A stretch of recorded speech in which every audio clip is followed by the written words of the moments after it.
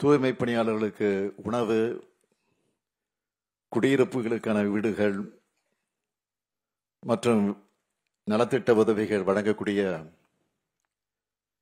இந்த சிறப்பான நிகழ்ச்சிக்கு வருகை தந்திருக்கக்கூடிய அனைவரையும் வரவேற்று மகிழ்ந்திருக்கக்கூடிய பெருநகர சென்னை மாநகராட்சியுடைய மேயர் திருமதி பிரியா அவர்களே,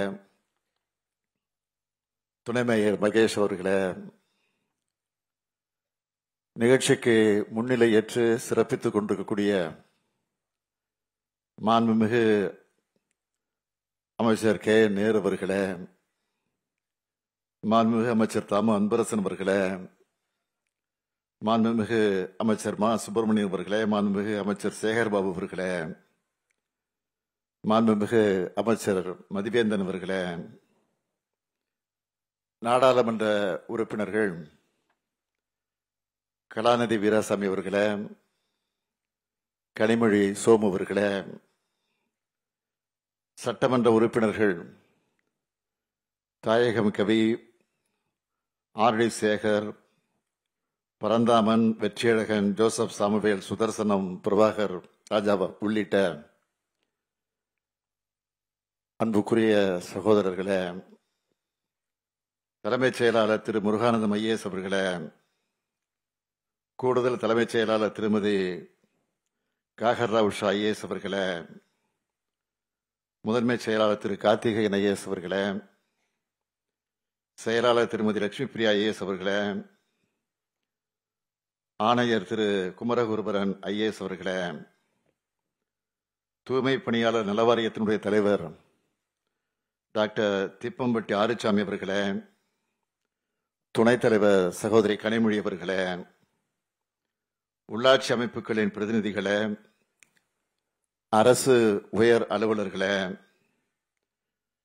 நலத்திட்ட உதவிகளை பெறுவதற்காக வந்திருக்கக்கூடிய என்னுடைய அன்பிற்குரிய தூய்மை பணியாளர்களே,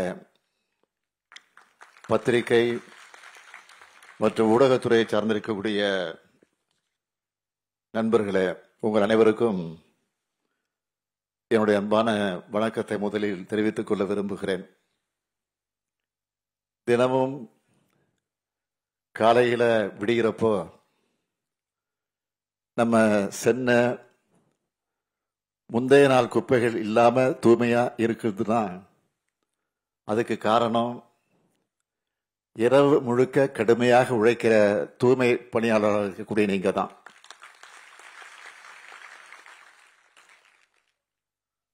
அப்படிப்பட்ட உங்களுக்கு உணவு வழங்கும் இந்த முதலமைச்சரின் உணவு திட்டத்தை தொடங்கி வச்சதுல நான் உள்ளபடியே பெருமை அடைகிறேன்.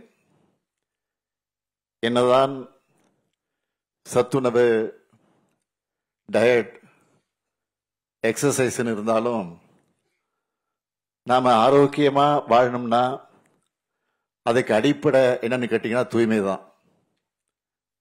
வெயில், மழை, வெள்ளம், புயல்னு இந்த மாநகரம் எந்த பேரிடரை எதிர்கொண்டாலும் அதிலிருந்து மீண்டு வருவதில் உங்களுடைய பணிதான் மிக முக்கியமாக இருக்கு. உங்களுடைய ஒப்பற்ற உழைப்பால தான் நம்முடைய சுற்றுப்புறம் சுத்தமா இருக்கு. உங்களால தான் நீர்நிலைகள் தூய்மையா இருக்கு. உங்களால தான் குழந்தைகள் நலமா பள்ளிக்கெல்லாம் போயிட்டு வராங்க.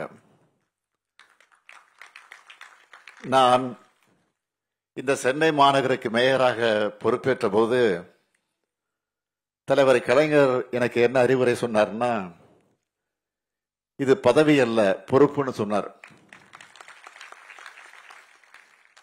அதே போல நான் உங்களுக்கு சொல்றேன், நீங்க செய்யறதும் வேலை இல்லை, அது சேவை. சென்னையில நைட் டிராவல் பண்றவங்களுக்கு தான் தெரியும். பகலெல்லாம் பிஸியா இருக்கிற இந்த சிட்டியில ஊரே அடங்கின பிறகு ஓய்வில்லாம உழைக்கிறவங்க நீங்க தான். உங்களோட அர்ப்பணிப்பு மிக்க சேவை உணவை பார்த்து நான் மட்டுமல்ல, இந்த மாநகரமே நன்றி உணர்ச்சியோடு உங்களை வணங்குது.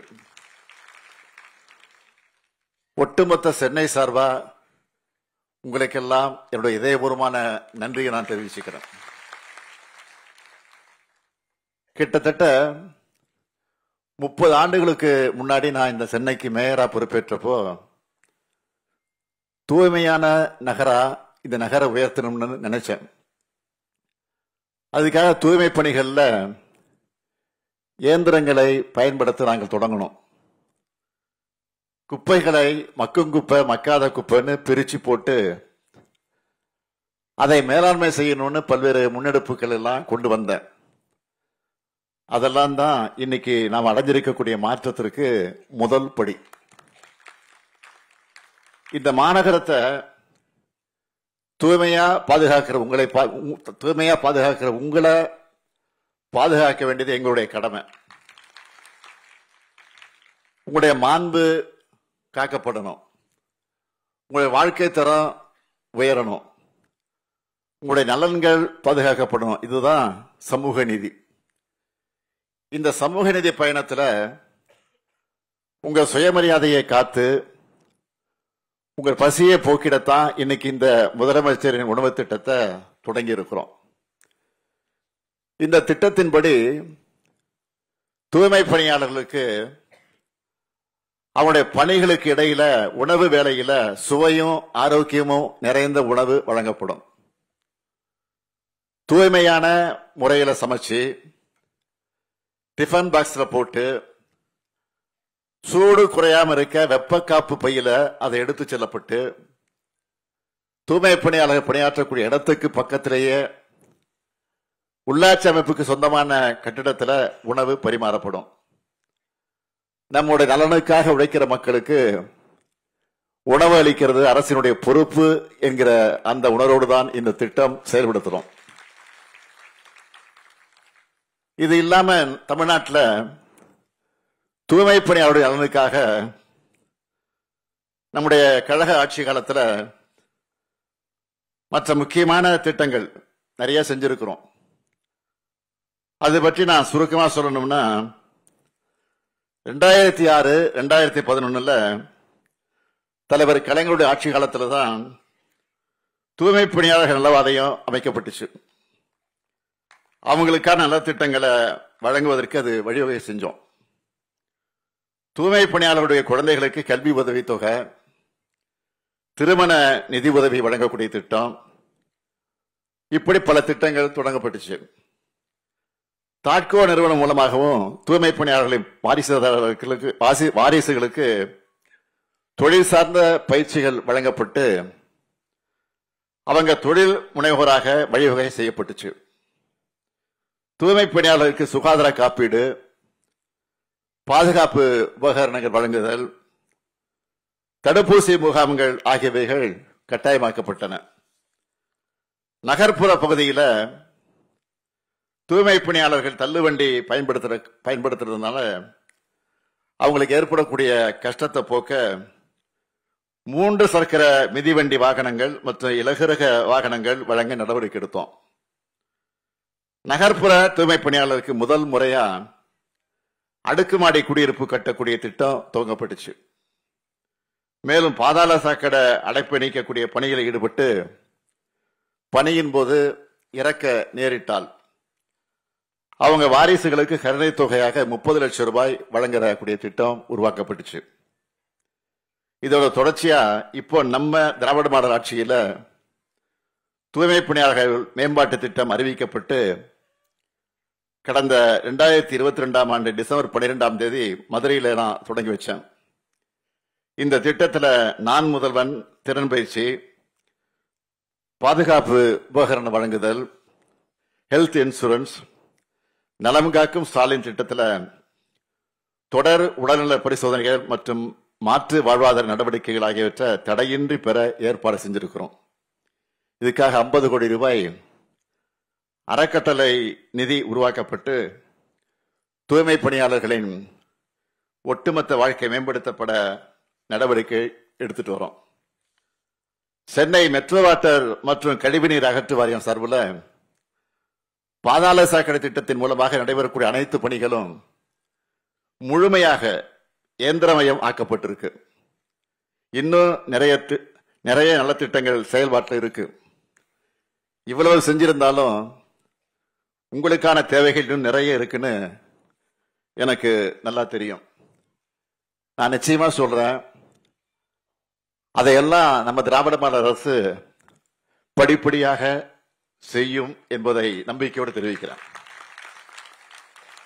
இரவு பகல் பார்க்காம நீங்க உழைக்கிறீங்க. ஆனா உங்களுக்குன்னு தனியா ஓய்வறை இல்லைன்னு பலரும் கவலைப்படுறதா எனக்கு செய்தி வந்துச்சு. பல பேர் இடத்துல சொன்னாங்க. அதனால இந்த நிகழ்ச்சி மூலமா ஒரு அறிவிப்பை வெளியிட விரும்புகிறேன்.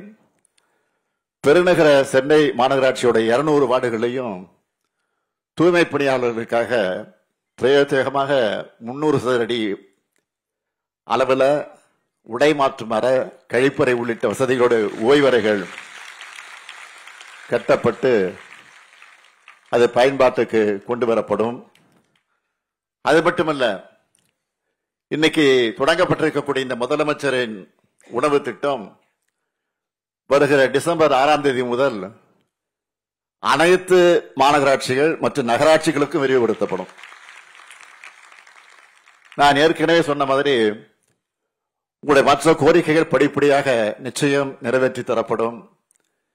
என்னை பொறுத்த வரைக்கும் வெளி மாநிலங்கள் இருந்தும் வெளிநாடுகள் இருந்தும் வர்றவங்களுக்கு சென்னை தான் இந்தியா வெளியே கிளீன் சிட்டி தமிழ்நாடு, தமிழ்நாடு தான் கிளீன் சிட்டின்னு சொல்லணும். அதுக்கு நீங்க எல்லாரும் துணை நிற்கணும். இந்த நிலையை நாம் உடனே அடைஞ்சிட முடியாது, எல்லாம் தெரியும். ஏன்னா நடைமுறையில எவ்வளவு சிக்கல்கள் தடைகள்லாம் இருக்கு.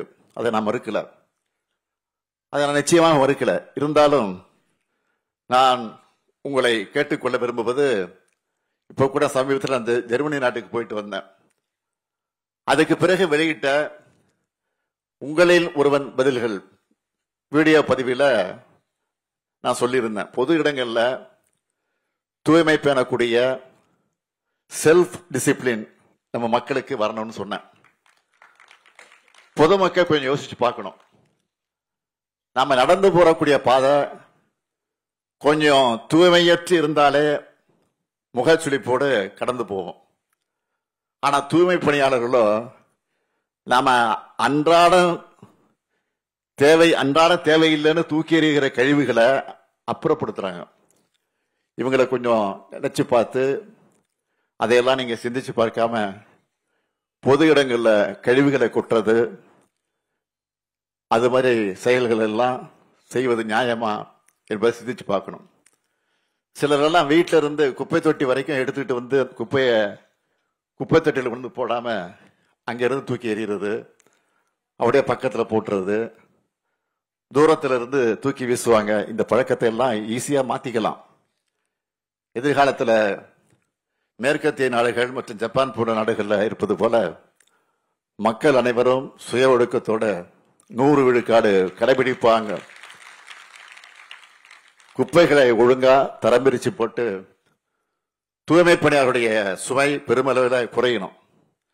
தூய்மை பணியாளர் என்பது மற்ற எந்த பணியையும் போன்ற பணியாக கருதப்படுகிற அளவுக்கு இவங்களுடைய கண்ணியமும் முறையான பணி சூழலும் உறுதி செய்யப்படணும்னு நான் விரும்புகிறேன். அதுக்கான முன்னெடுப்புகளை திட்டங்களா உருவாக்கி செயல்படுத்தணும்னு நான் நினைக்கிறேன். இதையெல்லாம் இவங்களுக்காகனு சொல்லல, பொதுவா ஒரு சமூகமா நம்ம ஒழுக்கம் மேம்படணும்னா அக்கறையோடு சொல்றேன்.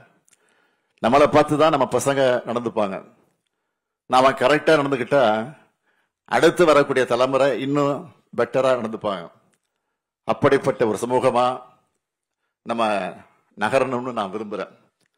என்னுடைய கனவு உங்க வாழ்க்கை தரம் முன்னேறணும், உங்களுடைய உடல்நலம் பாதுகாக்கப்படணும், உங்க பசங்க நல்லா படிச்சு உயர்ந்த பொறுப்புகளுக்கு வந்து உயரணும், அதுல வந்து உட்காரணும். கடந்த ஆண்டு ஒரு செய்தி வந்துச்சு, ஞாபகம் இருக்குன்னு நினைக்கிறேன். திருவாரூர் மாவட்டத்தை சார்ந்த துர்கா என்ற ஒரு பெண், தூய்மை பணியாளருடைய மகள். அவங்க படிச்சு குரூப் 2 தேர்வுல வெற்றி பெற்று நகராட்சி ஆணையரா பொறுப்பேற்றுக்கிட்டு இருக்காங்க. இதுதான் நான் விரும்பக்கூடிய முன்னேற்றம். எதிர்காலத்தில் உங்க பசங்களும் படிச்சு முன்னேறி பெரிய அதிகாரிகளா பொறுப்புக்கு வரணும். அவங்களுக்கு நான் பணி நியமன ஆணைகளை தரணும். இதுக்காகத்தான் தொலைநோக்கு பார்வையோட திட்டங்கள் எல்லாம் செயல்படுத்திட்டு இருக்கிறோம். சுய ஒழுக்கம் இல்லாம முழுமையான வளர்ச்சியோ சமூக மேன்மையோ அடைவதற்கு சாத்தியமே கிடையாது. அரசு தன்னுடைய கடமையை செய்யும். மக்களும் பொறுப்பாக இருந்து பொது இடங்களையும் நம்ம மனசுகளையும் தூய்மையா வச்சுப்போம். இதுக்காக தொடர்ந்து உழைப்போம். தன்னலம் கருதாத பணியாளர்களின் சேவையை போற்றுவோம். நன்றி, வணக்கம்.